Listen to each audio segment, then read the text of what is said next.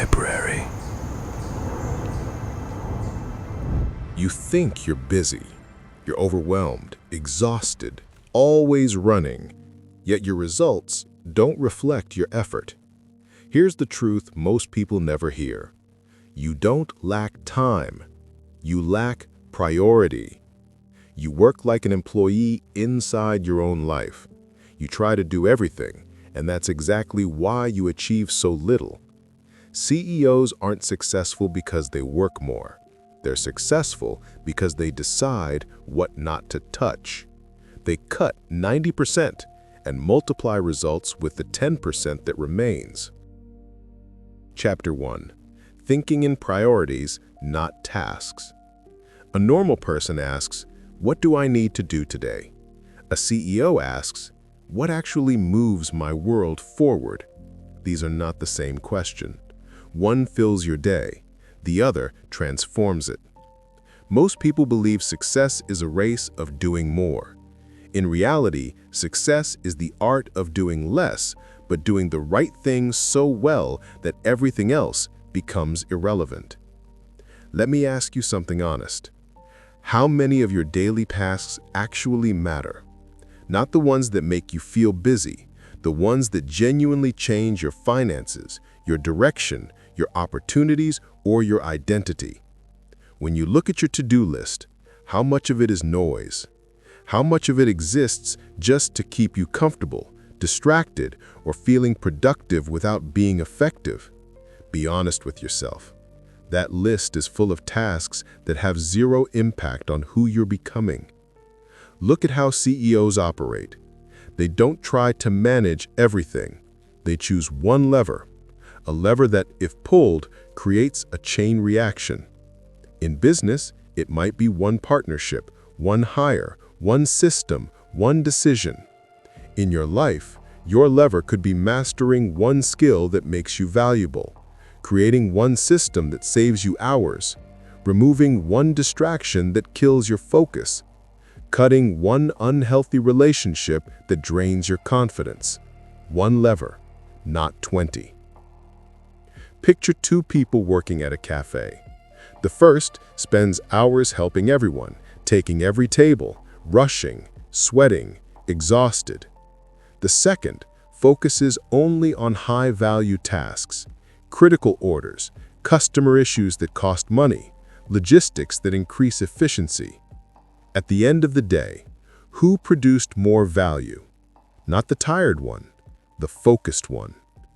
Life is exactly the same. Your effort means nothing without direction. CEOs don't chase effort. They chase effect. Now think about your goals. You want more money? Then why are you spending hours checking messages, scrolling endlessly, doing micro tasks with zero return? You want to build confidence? Then why are you prioritizing people who drain your energy instead of practicing skills that elevate you? You want opportunities? Then why do you spend time maintaining comfort instead of developing competence? The CEO mindset is brutal because it forces you to face what matters. It makes you cut everything that doesn't serve your future. Let me give you a micro story. A young man wanted to start a business. He spent months designing logos, brainstorming names, choosing colors, planning social media. He was busy, but he had no product, no skill, no service. One day, I asked him a single question. What is the only action that would create actual value this week? He paused. He said, learning a skill someone would pay for. So he stopped the noise. He focused on one skill. Within 2 months, he had clients. Not because he worked harder, but because he stopped pretending busyness was progress. His life changed when his priorities changed. You must become ruthless with your time. Not cold, but strategic. CEOs don't protect their schedule, they protect their energy. They don't chase convenience, they chase impact. They don't avoid discomfort, they avoid uselessness. Most people drown in tasks that don't matter. A CEO eliminates them without apology. Let me ask you something interactive. Take your typical day. Now ask yourself, if I removed 90% of it, what would still produce results? Look at your relationships. If you cut 90% of your conversations, which ones still create growth? Look at your habits. If you removed 90% of what you do, which few actually build your future? When you start to see your life like this, you stop fighting for balance and you start fighting for leverage. Real prioritization has nothing to do with time management apps or perfect routines. It has everything to do with identity. Who you think you are determines what you choose to focus on. If you see yourself as busy, you will fill your time. If you see yourself as strategic, you will eliminate. A CEO is not someone with a title. A CEO is someone who refuses to let life decide for them. They choose. They delegate. They delete. They say no more than they say yes, and their results reflect it. Think about it. If you're always reacting to life, you are an employee of your circumstances. If you're choosing and directing, you are the CEO of your future. Which role have you been playing? You will never see growth if you keep negotiating with distractions. Stop trying to manage everything. Manage what matters. Here's a practice that will change the way you operate forever. Before you start any day, ask one question. What is the only thing I can do today that would make everything else easier or irrelevant? You don't need 10 wins a day. You need one powerful win that shifts something real. CEOs understand momentum. They don't try to change 100 things. They change one thing that shifts 100. Let me finish this chapter with a final truth. Your life will not improve when you learn to do more. It will improve when you learn to ignore more. The world doesn't reward the busiest. It rewards the most focused. Your results are not hidden in your effort. They're hidden in your priorities. When you think like a CEO, work becomes leverage, time becomes an ally, and your energy becomes profitable. In the next chapter, we'll go deeper into a mindset most people never adopt, eliminating noise before building systems. Because if you don't cut the unnecessary first, any productivity you add becomes useless efficiency. Before you go, if you want to explore another powerful mindset that pairs perfectly with prioritization, watch this next audiobook, How to Speak Less, Influence More. It will change the way you communicate your priorities with confidence. Chapter 2. Cut the noise before you build systems. Most people want productivity tools, perfect schedules, and detailed planners. They're convinced that if they manage their time better, their life will change. But the truth is harsh. You don't need better organization, you need fewer obligations. Efficiency is worthless if you're efficiently doing the wrong things. Think of it like carrying a heavy backpack. You can adjust the straps, pad the shoulders, and organize the items inside. But if the backpack is filled with things you don't need, no amount of organization will make it lighter. The only real solution is to take things out. Life is the same. Don't ask, how can I handle all this? Ask, why am I carrying it? Before you try to manage your tasks, ask yourself which tasks should disappear. Before you manage relationships, identify which ones drain you. Before you build a routine, cut the distractions that sabotage it. Systems are not created to handle chaos. They are created to protect what is essential after the chaos is gone. Let me share a story. A woman wanted to level up her career. She read books, watched videos, bought planners. She built routines and tried waking up earlier, but she still felt stuck. Not because she lacked discipline, but because she never questioned what was filling her days. She was constantly helping coworkers who never helped back. She answered every message immediately. She took calls during her focus hours. She wasn't working on her career, she was working on everyone else's life. When she eliminated these obligations, she suddenly had more time than she knew what to do with. And for the first time, her career moved, not because she added something, but because she removed the noise. Here's the painful truth.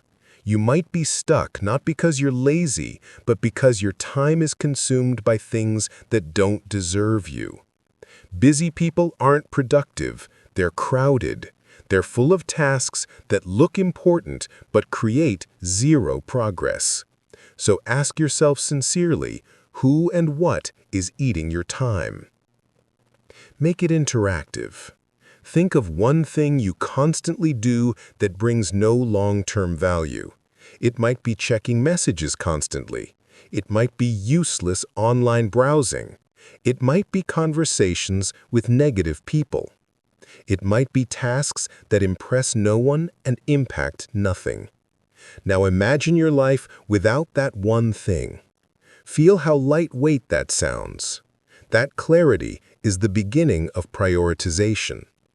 Before building any productivity system, CEOs do a purge. They remove meetings, cut responsibilities, delegate tasks, automate processes, and disconnect from distractions. Only after cutting noise do they decide what is worth repeating. This is why they get more done in hours than some people do in weeks. Look at your habits. Some of them feel comforting, but they kill your momentum. You scroll to escape stress. You respond instantly to avoid discomfort. You multitask to feel capable. But these habits leave you mentally fragmented. They steal your sharpness in small doses every day. Here's a question few people ask. What if the things you think you must do are optional? What if you can step away from activities that don't make you smarter, wealthier, calmer, or better? What if your obligations are not obligations, just habits you never questioned? Let's dig into relationships. Some conversations steal more time than scrolling. Some friendships sabotage more opportunities than failure. If you spend time with people who don't grow, don't try, don't improve, then your life becomes a reflection of their standards. Cutting noise includes cutting who has access to you. Quality people don't drain you. They challenge you. They respect your focus. They protect your priorities.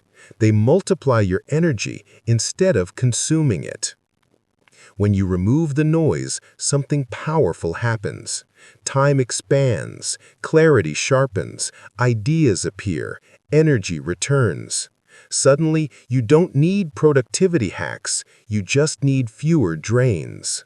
Your mind is not tired because you work too much, it's tired because you carry too much. Let's finish with this simple rule. If something doesn't create value, growth, peace, or strength, it doesn't deserve a place in your life. A CEO doesn't protect everything, they protect what matters. Eliminate before you organize. Remove before you optimize. Simplify before you scale. Because growth needs space, focus needs silence, and your future needs room to be built. In the next chapter, you'll learn how to identify your highest leverage activity, the one task that multiplies your results, income, and opportunities. Chapter 3. Find your leverage, not your to-do list. Most people measure progress by how busy they look. They fill their schedule with tasks, meetings, errands, endless small duties that make them feel productive. But nothing moves. Days feel full, results feel empty. That's the trap of effort without leverage. A long to-do list is not strength. It's a lack of direction. Leverage is the ability to do one thing that makes everything else easier, faster, or irrelevant. It's the difference between someone who climbs the ladder one step at a time and someone who builds an elevator. The majority work harder because they don't know what creates impact. They chase activity instead of outcome. Ask yourself, what is the one action that makes everything else in your life move? Is it learning a skill that multiplies your income? Is it creating a network that opens doors? Is it choosing one business model instead of chasing 10 ideas? Is it mastering communication so every conversation creates influence? This single choice can produce more results than a year of scattered effort. Let me share a real example. A young man wanted to grow his business. He spent months posting online, editing images, replying to messages, running small promotions. He was exhausted with no growth. Then he learned how to produce one high-value offer instead of doing everything. He focused on a premium service that solved a bigger problem. That single shift multiplied his revenue 5 times, not because he worked harder, but because he worked on the right thing. The lever was not more effort, it was a better strategy. Leverage is everywhere. In money, it's investments. In career, it's skills. In business, it's systems. In communication, it's clarity. In relationships, it's choosing people who elevate you. Every area has a lever that multiplies the result. The mistake is trying to improve everything before finding that one lever. Think of your goals right now. If you want a promotion, what's the one skill your industry rewards the most? If you want financial freedom, what's the one habit that grows money instead of spending it? If you want better relationships, what's the one boundary that protects your peace? If you want a resilient mind, what's the one routine that strengthens your discipline every morning? Every improvement starts with one decision, not 10. CEOs ask one powerful question every day. What is the highest leverage action I can take right now? They don't start with what's urgent. They start with what's impactful. They don't ask, how can I do more? They ask, what is worth doing at all? That's why they get results faster and with less stress. Let's make it practical. Write down everything you think you need to do to improve your life. It could be skills, projects, workouts, studies, habits. Now ask yourself which one of them, if mastered, would make all the others easier or unnecessary. That's your lever. That's where your energy belongs. Not scattered, focused. Here's another micro story. A student wanted better grades. She spent hours rewriting notes, rewatching videos, rereading textbooks. But nothing changed until she identified one high-leverage shift: active recall.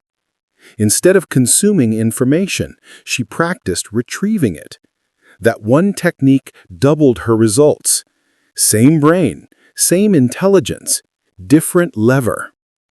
In every high performer's life, you'll find one core skill that unlocks everything else.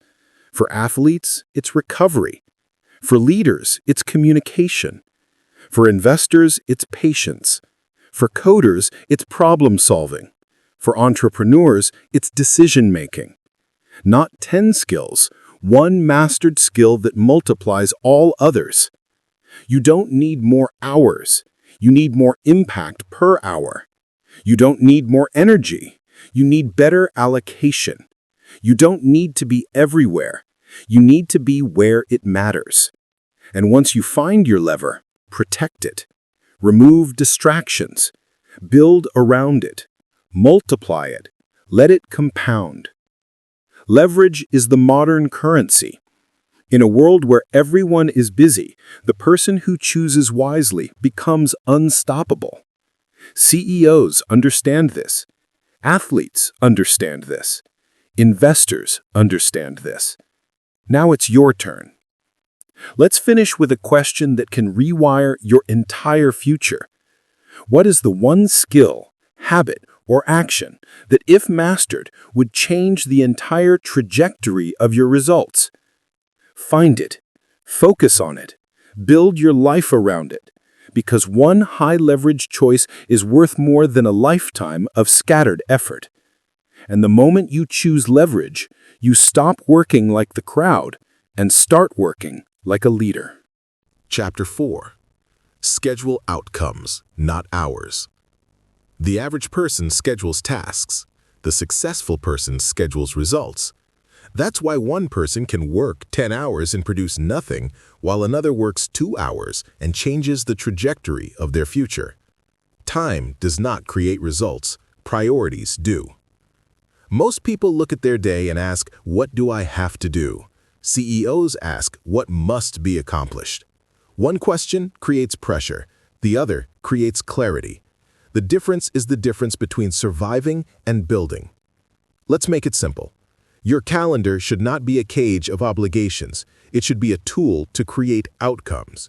You don't schedule time for research. You schedule time to produce a decision.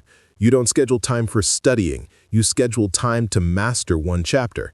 You don't schedule time for working. You schedule time to deliver one concrete result. When you think in outcomes, your day changes. You stop asking how long something will take. You start asking what it must produce. That shift removes waste and forces intention. Suddenly, distractions feel irrelevant, tasks without outcomes disappear, and you begin to build days that build your future. Let me share a practical example. A young designer once worked 8 hours a day creating visuals that nobody used. He believed he was productive because he spent time producing work, but his boss didn't care about hours. He cared about conversions. Once the designer realized this, he stopped designing for aesthetics and started designing for measurable impact. He tested, refined, simplified, and doubled the company's sales with 3 impactful pieces. He didn't do more work, he did work that mattered. That's outcome scheduling. Outcome scheduling changes how you start your day. Instead of opening your phone, checking emails, or responding to notifications, you begin with the result you want to create. Ask yourself every morning, what is the one outcome that defines a successful day? Not the easiest task, not the most urgent, the most impactful. Some days, that outcome is learning a skill that compounds your growth. Some days, it's preparing one powerful pitch. Some days, it's filming one video that generates income for months. Some days, it's resting to preserve your ability to perform. Outcomes are not always about doing, they're about building. Here's where most people fail. They confuse being busy with being effective.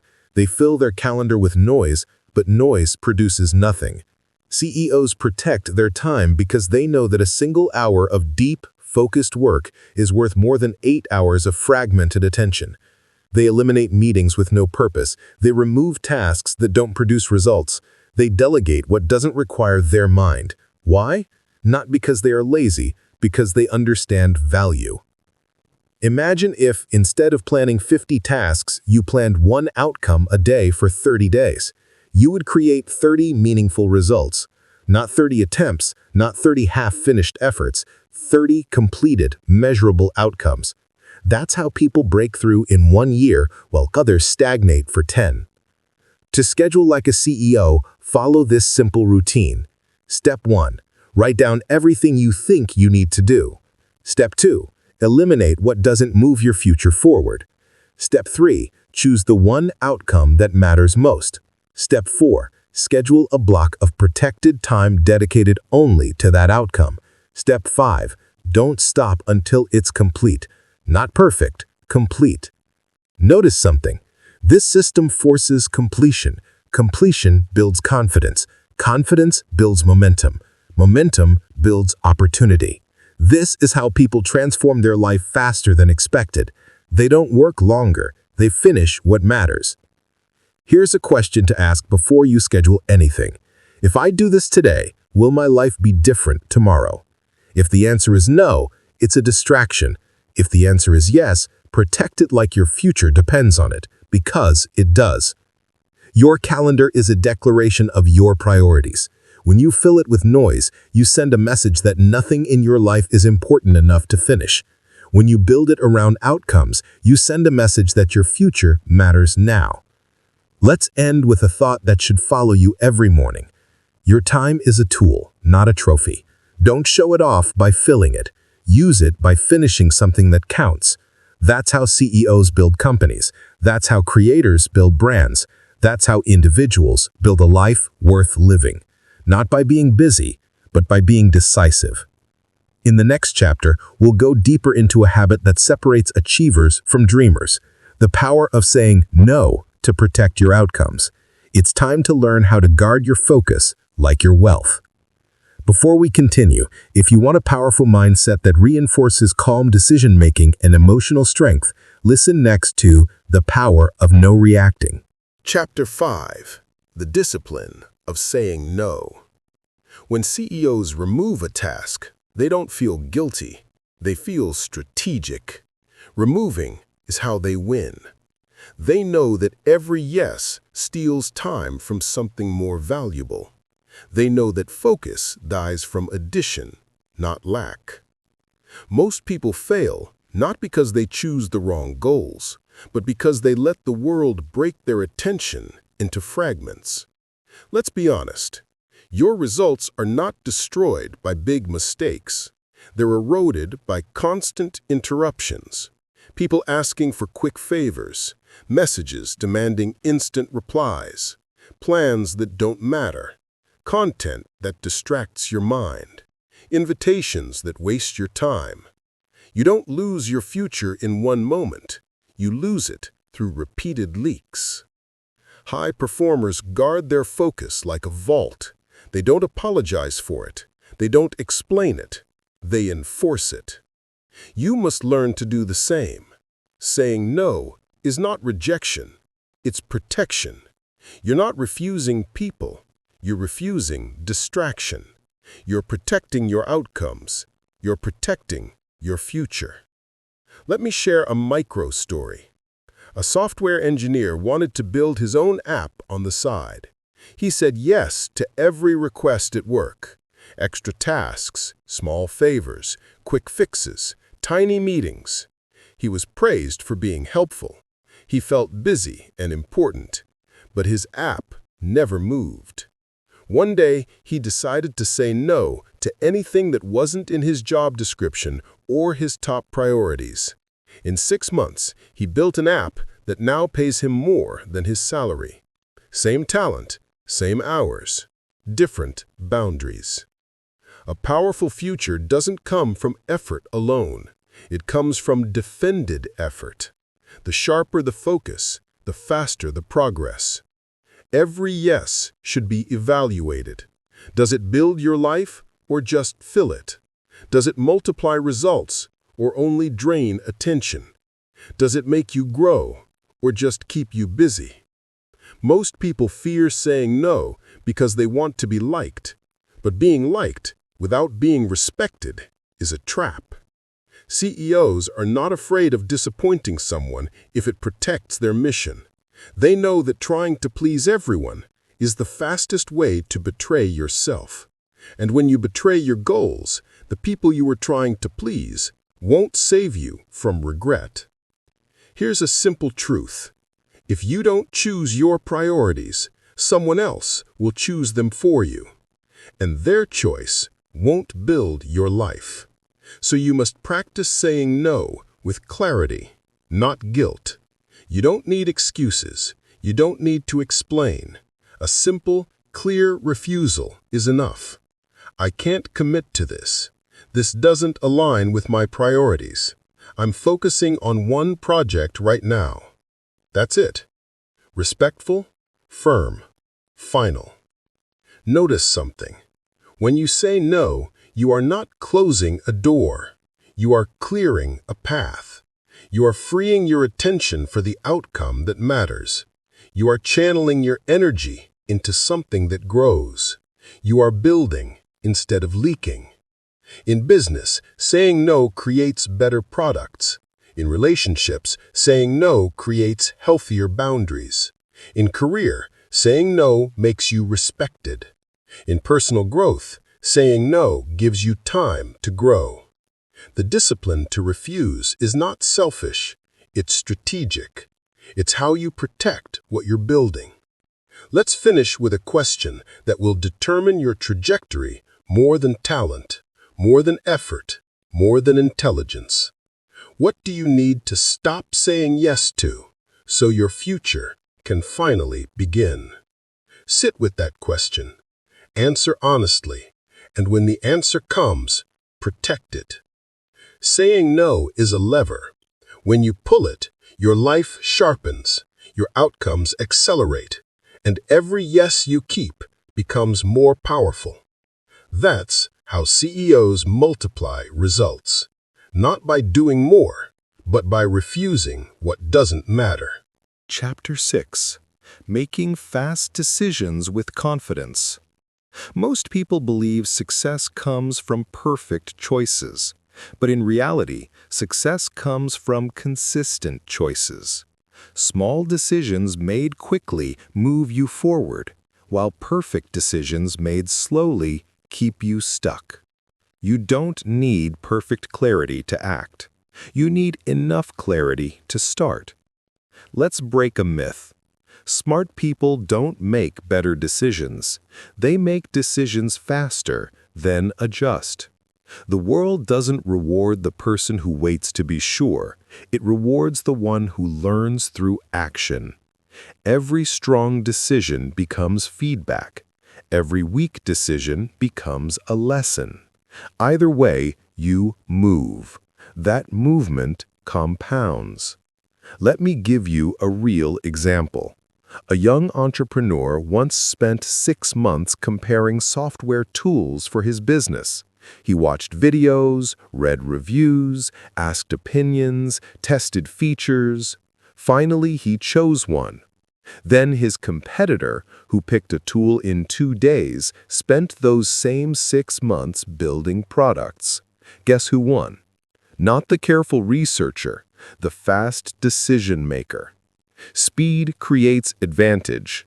While you're thinking, someone else is building. While you're analyzing, someone else is learning.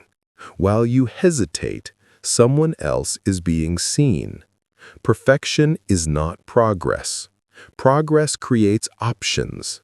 Options create insight. Insight makes decisions easier. That's the loop of winners. Decide, act, learn, adjust, repeat.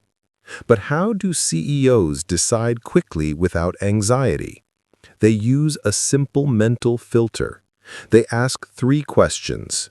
1. Does this decision align with my goals? If not, it's a clear no. 2. What is the worst realistic consequence? If you can handle it, proceed. 3. What is the best possible result? If it advances your future, act immediately. That's it. No overthinking, no fear, no waiting for certainty. The average person asks the wrong questions. Am I ready? What will others think? What if I fail? CEOs ask only one meaningful question. Will this move me forward? If the answer is yes, they decide. If the answer is no, they eliminate it. Clarity replaces hesitation.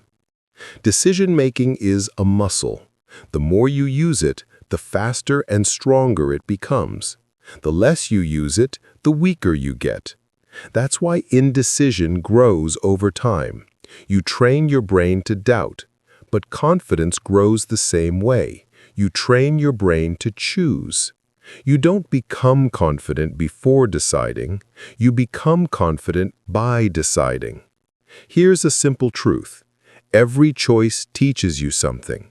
There are no wasted decisions if you're willing to learn. Every wrong turn reveals the right path. Every failed attempt sharpens your strategy. This means quick decisions create growth faster than perfect ones. Mistakes don't stop you. Hesitation does. Want to make decisions like a CEO? Start practicing small ones. Don't overanalyze what to eat, what to wear, what content to post, which idea to test. Pick, act, observe, adjust. Train your brain to move. Momentum is a skill, not a personality trait. Here's a strategy you can use today. When faced with a decision, give yourself a time limit. Not days, minutes. If it's a small decision, choose in 30 seconds.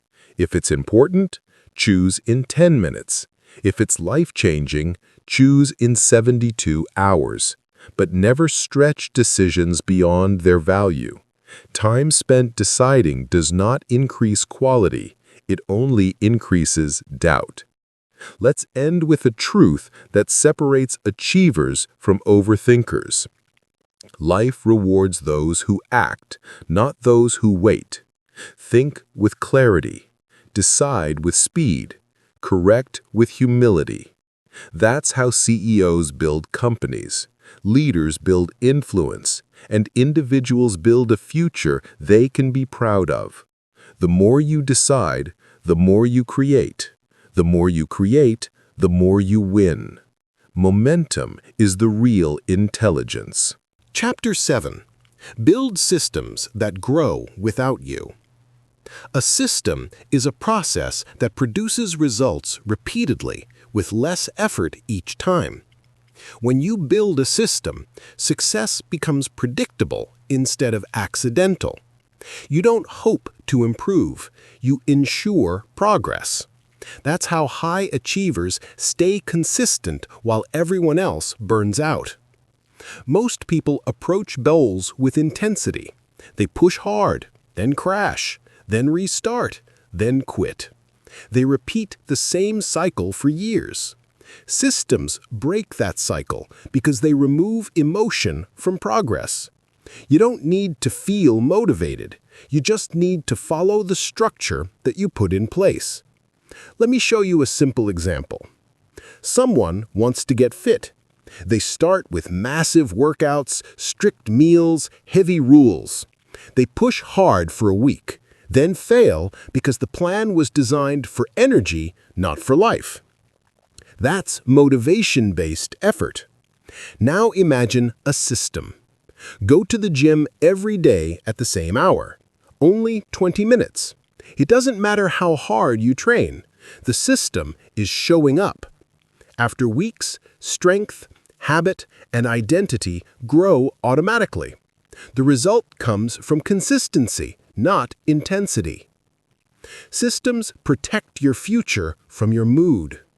CEOs know they won't always feel inspired, focused, or confident, so they build systems that don't care about their feelings. Systems don't negotiate. Systems don't postpone. Systems don't get tired. They carry you. Another story. A freelancer wanted more clients. He spent hours posting randomly online whenever he felt like it, sometimes daily, sometimes once a month. No results. Then he created a system. 3 posts a week, same days, same schedule, same format. He wrote them on Sundays, scheduled them, and didn't think about it again. 3 months later, he had a waiting list. Not because he worked harder, but because he created a system that worked for him. Systems are leverage for your time, your energy, and your career. They multiply your results because they compound. The same action repeated consistently beats random actions repeated emotionally. CEOs don't trust intensity. They trust repetition. Ask yourself, what do you want to improve? Money? Build a weekly investing habit, not random spending decisions. Skills? Practice a fixed block of learning daily instead of binge learning once a month. Business? Create recurring tasks, weekly emails, monthly reviews, daily actions. Relationships? Schedule time for people who matter. Don't wait for free time. Free time never arrives. Systems create time. Here's how to design your own systems. First, identify the habit with the highest leverage. One action that advances your career or improves your mind or brings you closer to your goals. Second, reduce it to the simplest version possible. Not impressive, repeatable. Third, attach it to a time, a location, or a trigger. Same hour, same place, same routine. Fourth, track completion, not perfection. The system wins by consistency, not intensity. Your systems should feel almost too simple. If they feel heavy, you won't follow them when your mood drops. If they feel easy, you will repeat them long enough to grow. People fail because they design plans for their most energetic days, not for their average days. Systems are built for your worst mood, not your best mood. That's why CEOs don't chase willpower. They design environments that support performance. They automate tasks. They delegate work that doesn't need their mind. They schedule deep focus time. They eliminate friction. They protect their energy. They engineer growth instead of praying for inspiration. From today on, don't try to be motivated. Build routines that continue when motivation dies. Your future depends less on your intensity and more on your consistency. The results you want are not hiding behind effort. They're hiding behind repetition. One last question to finish this chapter with clarity. Which part of your life would transform the fastest if you built a system around it? Choose it. Simplify it. Repeat it. Let consistency become your silent engine. In the next chapter, you'll discover how to evaluate your life like a CEO, using weekly reviews that expose growth and eliminate waste. That's how you stop guessing and start improving with precision. Chapter 8. Review like a CEO. Improve with precision. A weekly review is the CEO's secret weapon. It's not just reflection, it's measurement, it's correction, it's discovery. You look at your actions, your results, your emotions, and your patterns with honesty. You stop assuming, you start knowing, and when you know, you adjust fast. Most people never review their week, they only react to it. They say, "I've been so busy," without measuring what that effort produced. They say, "I tried hard," without knowing what worked. They repeat mistakes because they never pause to see them. They waste time fixing problems that didn't need attention and ignore the ones destroying their progress. That's how people lose years without noticing. A weekly review brings truth to the surface. It forces you to answer the question that changes everything. What actually moved my life forward this week? Not what felt productive, what mattered. Not what looked busy, what created results. That clarity becomes a compass. Let me give you a story. A young marketer worked long hours every week. She believed she was building a career. Then she started reviewing her weeks. She realized 70% of her time was spent on tasks that didn't influence revenue or customer growth. She eliminated them.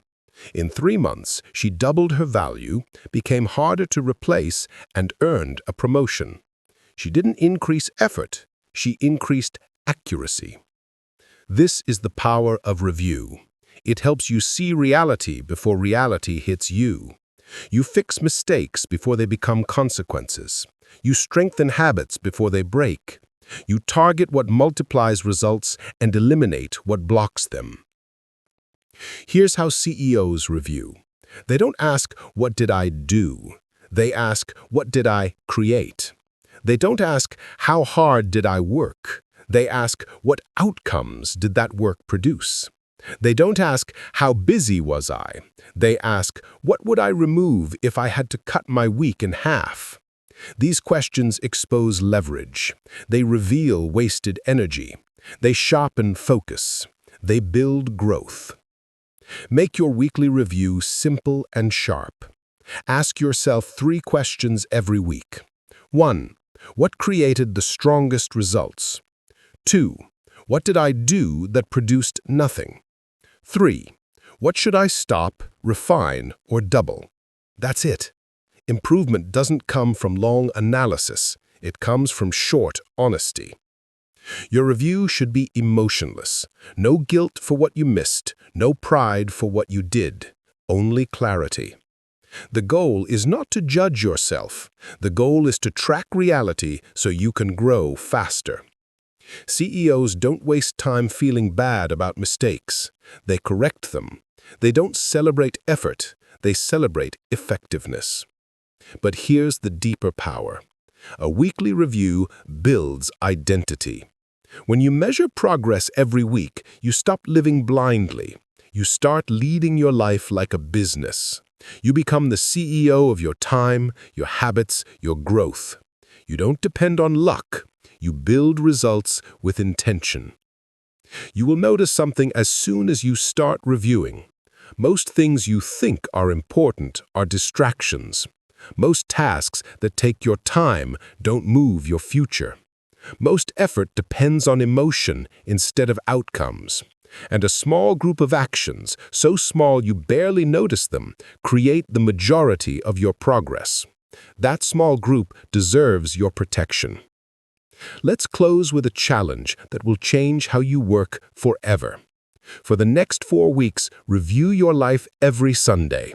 Identify what grows you and what drains you. Cut what doesn't matter, double what does. Then watch your direction sharpen, your time multiply, and your results rise faster than effort. When you measure, you accelerate. When you guess, you drift. Start reviewing, and you will stop reacting to life and start designing it. Chapter 9. Execute before you're ready. Imagine a runner waiting for the perfect weather forecast before training. They check the sky, they analyze the wind, they wait for the right temperature. Days pass, weeks pass. Meanwhile, another runner trains in rain, sun, and cold. Guess who becomes faster? Not the one who planned the right run, the one who ran. Execution is the moment where your future is either created or delayed. Most people wait for readiness, clarity, motivation, or confidence before taking action. CEOs act first, adjust second. They don't wait to feel ready. They understand that action creates readiness, and readiness without action creates nothing. Let me make it simple. You don't get confidence before you start. You get confidence because you started. You don't gain clarity by thinking. You gain clarity by doing. You don't eliminate fear in your mind. You eliminate fear through experience. The future belongs to those who act while others prepare. Here's a story from the startup world. 2 friends had the same business idea. One spent months designing logos, planning strategies, analyzing competitors, building the perfect website. The other launched a simple version in 2 weeks. People started buying. Customers gave feedback. He improved based on reality, not theory. 6 months later, the one who acted had a business. The one who prepared had a plan. Preparation doesn't create results. Execution does. Successful people don't obsess over how to start perfectly. They focus on starting in the simplest way possible. CEOs remove complexity. They ask, what's the smallest version of this I can complete now? They film the first video without good equipment. They launch the product with basic features. They pitch the idea before the presentation is perfect. They act. And acting creates momentum, feedback, and direction. Perfectionism is the enemy of execution. It's insecurity in disguise. It looks careful. It sounds smart, but it's fear pretending to be intelligence. Fear says, wait until you're ready. Achievement says, act until you become ready. There is only one way to break hesitation. Do the thing while you still feel uncertain. Here's the execution formula CEOs use. 1. Define the outcome. 2. Reduce it to the smallest possible action. 3. Do it immediately. Not later, not after planning. Now. When you act fast, you build momentum. When you wait, you build doubt. Ask yourself this question every day. What can I finish today, not just start? Completion is a habit. Finishing is a skill. Every time you complete something, even small, you train your brain to expect results, not attempts. That changes everything. You begin to see progress, not ideas. You begin to build a life, not intentions. Let's end this chapter with a perspective shift. Your future doesn't care how slowly you start. It only cares that you start. The world moves for people who move. Action creates opportunity. Execution creates identity. You become what you repeatedly finish. Start before you're ready. Finish before you feel confident. Improve as you go. Because life is not waiting for the perfect version of you. It's waiting for the version who dares to begin. Conclusion. Become the CEO of your time and future. You've learned how CEOs think, what they eliminate, how they focus, how they decide, how they build systems, how they review growth, how they protect their priorities, and how they execute with speed. But none of this matters unless you take ownership of your life like a leader. You can't control everything that happens to you, but you can control what you prioritize, what you build, what you guard, and what you finish. Most people live reactively. They let the world choose their schedule, their attention, their effort. You are no longer one of those people. You schedule outcomes, not hours. You choose leverage over busyness. You protect your focus with boundaries. You decide quickly and adjust intelligently. You build systems that grow your results automatically. You review your week like a strategist. You finish what you start. Lead your time, and your time will build your future. Protect your attention, and your attention will multiply your results. Think like a builder, act like a leader, and life will begin to respond differently, not because you were lucky, because you were intentional. From here, don't try to change everything at once. Choose one system to build, one skill to master, one high-leverage outcome to pursue. Start small, repeat daily, adapt weekly, grow monthly. That's how a CEO builds a company. That's how you will build your life. And if you want the perfect next step to strengthen mental dominance, emotional control, and unshakable self-belief, go listen to this next, How to Become Dangerously Confident audiobook. Subscribe to the Millionaire Library, and if you want to go deeper, I left a full playlist waiting for you in the description.